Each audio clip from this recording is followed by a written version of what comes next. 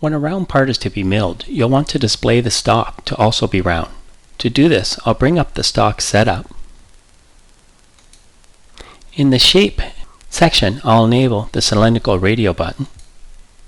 The next step is to define the orientation of the cylindrical stock about the X, Y, or Z axis. In this example, the cylinder will be positioned about the Z axis, but from the G54 stock plane.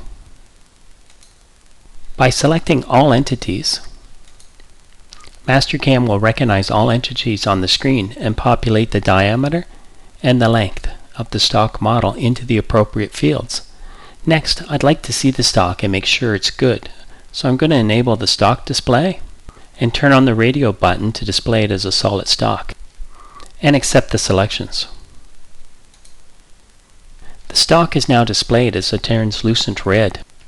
If I go to the Stock Display tab, I can display it as a solid, or turn the display off. I can also choose to display it as shaded or as a wireframe.